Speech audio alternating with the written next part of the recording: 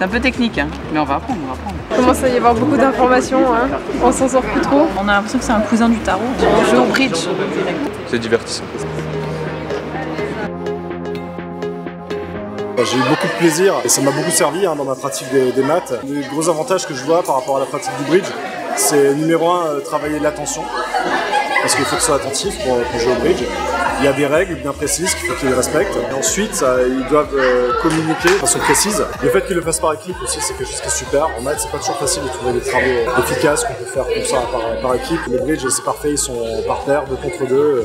Il y a un splendide esprit d'équipe. Alors, bridge et mathématiques, c'est une longue histoire qui remonte à Émile Borel, un grand mathématicien du 19e siècle. Ce qui est important, c'est l'articulation du bridge avec le parcours de l'élève.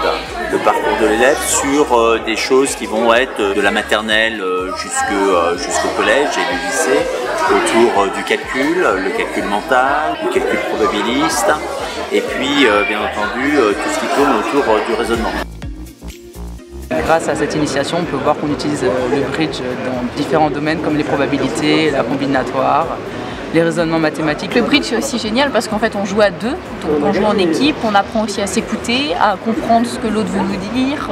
Il calcule, il raisonne, il cherche, il modélise. Ah bah tiens, c'est toutes les compétences des maths en fait qu'on est en train d'énumérer là, donc c'est vrai que c'est ça qui est génial. Le gros avantage, c'est de le faire de façon inconsciente. Alors évidemment, ça est particulièrement adapté pour les élèves qui ont des grosses difficultés, qui sont en rebut par rapport aux maths. Très bonne expérience. Le bridge, comme la plupart des jeux des serious games, permet de consolider les apprentissages et permet de savoir comment on apprend. Mine de rien, on remarque que ça fait 3 heures qu'ils sont assis autour des tables, qu'ils jouent, qu'on les entend pas, qu'ils sont pas avec leur téléphone, ce qui est plutôt inhabituel, donc c'est plutôt très positif. 3 heures et on part sur des victoires maintenant. Franchement, le temps il a pas passé. C'était vraiment rapide et le jeu il est super au final. C'était super intéressant, très bonne expérience.